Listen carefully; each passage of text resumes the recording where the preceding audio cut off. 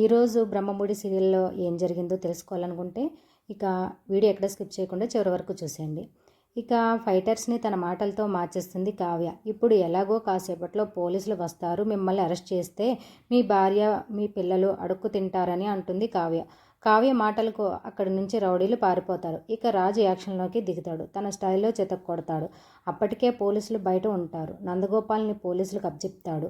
పోలీసులు తీసుకెళ్తుండగా బైక్ పై నుంచి ఒక వ్యక్తి కాల్చి వెళ్ళిపోతుంటారు. దీంతో కావ్య రాజులిద్దరూ షాక్ అవుతారు. రాజు వీడు చచ్చిపోయాడు, ఇదంతా చూస్తుంటే ఎవరో కావాలనే ప్లాన్ చేసినట్టు ఉంది, ఇక్కడే మీరు ఉంటే ఇరుక్కునే ప్రమాదం ఉంది, కాబట్టి ఇక్కడి నుంచి మీరిద్దరు వెళ్ళిపోండి అంటాడు పోలీసు. బాధతో అక్కడి నుంచి రాజు కావ్యలు బయలుదేరతారు. దీంతో రాజు కావ్యలు చాలా బాధపడతారు. ఏంటి ఇలా జరిగింది, వాడిని తీసుకెళ్ళి 100 కోట్ల మోసం బయట పెడదాం అనుకున్నాం, కానీ ఇలా జరిగిందేంటి అంటూ బాధపడుతుంటారు కావ్యరాజు. మరోవైపు ధాన్యలక్ష్మిని మరింత రెచ్చగొడుతుంది రుద్రాణి. నేను నా కొడుకు రాత్రి పగలు కష్టపడి మరీ క్లూస్ని చేతిలో పెడుతుంటే నువ్వు వాళ్ళని ఇలా సింపుల్గా వదిలేసావు అనుకోలేదు అంటుంది రుద్రాణి. అవకాశాన్ని కూడా చేజారిందని రుద్రాణి అంటుంది. వాళ్ళు ఈ దేశం వదిలి వెళ్ళిపోలేదుగా కదా అని ధాన్యలక్ష్మి అంటుంది. ఇంట్లోంచి వెళ్ళిపోయారు కదా, సాయంత్రం వరకు ఏం చెప్పాలో మరో స్టోరీ వెతుక్కొని వస్తారని అంటుంది రుద్రాణి. అప్పుడు రాహుల్ వచ్చి కావ్యరాజు వాళ్ళు అసలు ఈరోజు ఆఫీస్కి వెళ్ళలేదట అని చెప్తాడు. అవును, అదే ఎక్స్పెక్ట్ చేశాను, ఇప్పటికైనా అర్థమైంది, చూస్తూ ఉండు, సాయంత్రానికి ఒక కథ బాగా ప్రిపేర్ చేసుకుని వస్తారు. వాళ్ళు చెప్పిన స్టోరీ విని నువ్వు నమ్మేస్తావని రుద్రాణి అంటుంది. నువ్వు అలాగే అనుకో, వాళ్ళు సాయంత్రం ఇంటికి రాగానే ఎలా కడిగి పారేస్తానో చూడని ధాన్యలక్ష్మి అంటుంది. మరోవైపు కారులో రాజ్ ఆలోచిస్తూ ఉంటాడు. ఇతడు ఇప్పుడు ఇంటికి వెళ్ళి ఏం చెప్పాలో తెలియడం లేదు. నిజం చెప్తే ఎవరు ఏమనుకుంటారో, ఆస్తులు పంచాలని గొడవ చేస్తారో ఏంటో, అనవసరంగా నిన్ను కూడా ఇందులోకి లాగాను. సాయంత్రం ఇంటికి వెళ్ళాలి అంటేనే చాలా భయంగా ఉంది. వాళ్ళందరూ ఎలాంటి ప్రశ్నలు వేస్తారో, ఏం సమాధానం చెప్పాలో అర్థం కావట్లేదు. ఆ 100 కోట్లు ఎక్కడి నుంచి తీసుకురావాలి అంటూ రాజ్ బాధపడుతుంటాడు. ఏమండి, మీరేం బాధపడకండి, ఏదో ఒకటి చేద్దామని కావ్య అంటుంది. రాజ్ కావ్యలు ఇప్పుడు ఇంటికి వస్తారా అంటూ ఇంట్లోని వాళ్ళు ఎదురు చూస్తారు.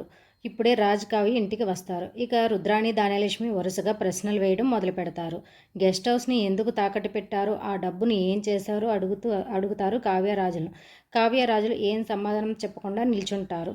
ఇక ఎవరు ఏమన్నా అసలు బాధపడేదానివి కాదు, అసలు ఏమైంది, ఆ నిజం చెప్పకుండా దోషిలా నిల్చుంటే మీ ఇంత దూరం వచ్చాక మౌనంగా ఉండకూడదు, అందరికీ నిజం తెలియాల్సిందే అవసరం అనిపిస్తుంది, ఎంతకాలం తప్పు మీద తప్పు వేసుకుంటారు, అది ఏదైనా మీరు చెప్పాల్సిందేనని సుభాష్ అంటే, నన్ను క్షమించండి మావయ్య గారు, ఇప్పుడు నేనేమీ చెప్పలేను అంటుంది కావ్య. ఏంటి ఇప్పుడేం చెప్పలేవా, ఉదయం నుంచి మేమందరం మీరు ఏం చెబుతారా అని వెయిట్ చేస్తున్నాం. వాళ్ళు ఫూల్స్ అని రుద్రాణి ఏ నాటకాలు ఆడుతున్నావా, మీ అమ్మ నాటకాలు మొదలుపెట్టి మీ ముగ్గురిని మా కుటుంబానికి అంటగట్టేసింది అనుకున్నాను, పని పూర్తయిపోయి నిన్ను ముందుకు తోసింది, నీతో ఈ నాటకాలన్నీ ఆడిస్తుంది అని ధాన్యలక్ష్మి అంటుంది. అసలు మీరు ఈరోజు ఆఫీస్కి వెళ్ళలేదట, ఏంటి కారణం, మరి ఎక్కడికి వెళ్ళారని రుద్రాణి నిలదీస్తుంది. దీంతో షాక్ అవుతారు రాజ్ కావ్యలు. ఏ నిజం కావాలి మీకు, ఆ నిజం చెబితే మీరు తట్టుకోలేరు, ఎందుకు నా భార్యని రోజుకో విషయంలో దోషిలా నిలబెట్టి నిందలు వేస్తున్నారు అని రాజు అరుస్తాడు.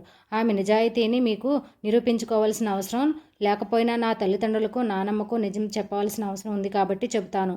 అసలు ఈ గెస్ట్ హౌస్ ఎందుకు తాకట్టు పెట్టామో తెలుసా అని రాజ్ నిజం చెప్తుంటే కావ్య ఆపేస్తుంది. ఇక ఇవాళతో ఈరోజు ఎపిసోడ్ అయితే ముగిసింది.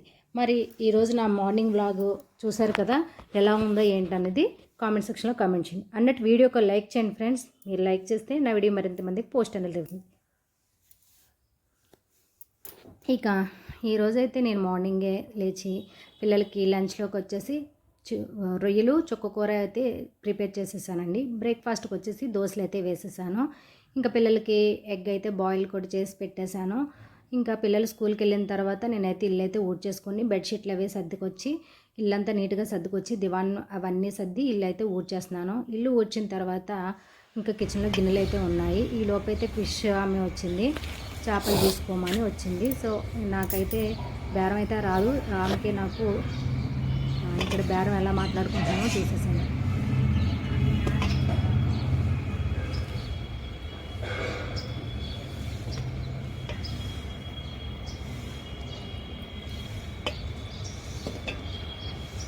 చారం అక్కడ ఎంత పడుతుంది? ఆ చేపలు చూపి ఒకసారి 300కి ఇస్తే 2 తీసుకుంటాను నేను. పచ్చిరేలేమో మరీ చేకోసేసుకున్నాం. నాకు అమ్మగారు తల్లిగారు అవన్నీ వద్దు, నాకు ఇచ్చే రేట్ చెప్పు. కోసానుగా మళ్ళీ మళ్ళీ మీ ఎదురు ఆమెకు అన్నారు అనుకో, నేను ఆమెతో చెప్పనులే పోనీ.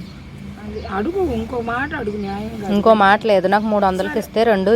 ఇదిగో ఆమెకు 250 కోసాను కానీ నీకు 200 చేసుకో. నాకు వద్దు వద్దు వద్దు, నాకు 300. నేను దానికి ఏమన్నట్లేదు.